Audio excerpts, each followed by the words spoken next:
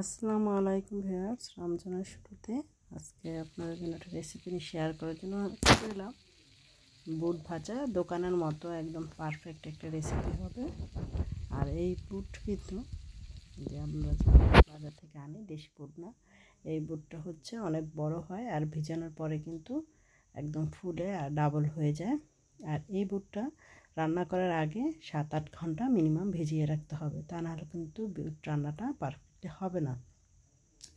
যারা জানেন না তাদের হয়তো এই ভিডিওটা অনেক কাজে লাগবে। আর আমার আজকের এই ভিডিওটি কে কোথা থেকে দেখছেন অবশ্যই কমেন্টস করে জানাবেন আর বুটটা পানি ঝরিয়ে নেবেন।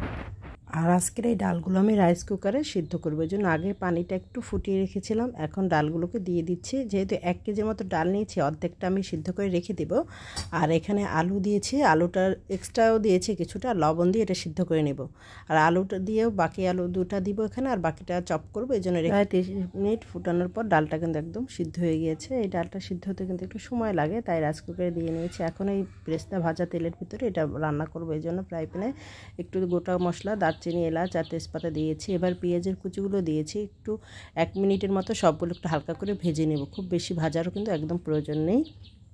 একটু ভেজে নেওয়ার পর এখানে আদা রসুনের পেস্ট দিয়ে দেব। পেস্টটা দেখুন অনেকটা নরম হয়ে গেছে। এখন আদা পেস্ট আর রসুন পেস্ট 1 টেবিল চামচ করে দিয়ে দিচ্ছি, যেহেতু 1/2 কেজি ডাল রান্না করব এখানে, আর 1/2 কেজি তুলে রাখবো। এইভাবে আমি বেশি করে ডালই একসাথে করি, তাতে রোজার দিনে কাজটা সুবিধা হয় ইফতার টাইমে।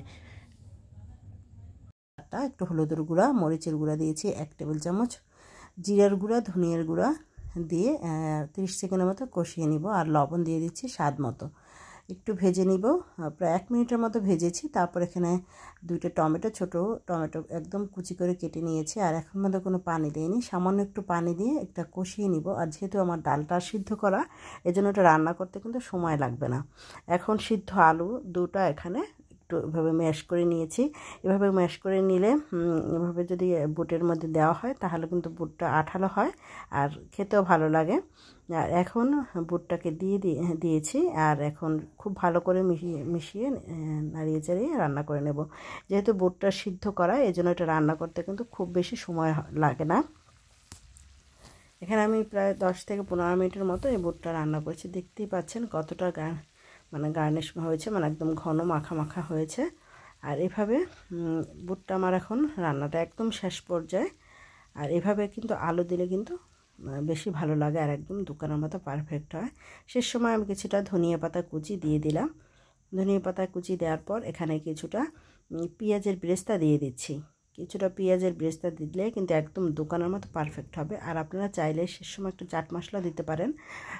আমার কাছে একটু নুডলসের মশলা ছিল, আমি সেটা দিয়ে দিয়েছি। দিয়ে চুলাটা অফ করে দিয়েছি। আর এই বুটটা আপনারা চাইলে হাফটা ফ্রিজে রেখে প্রয়োজন অনুযায়ী 2-3 দিন এটা রান্না বুট খেতে পারেন। আশা করি ভিডিওটি আপনাদের কাজে লাগবে। আজকের মতো এই পর্যন্ত। ধন্যবাদ সবাইকে। আল্লাহ হাফেজ।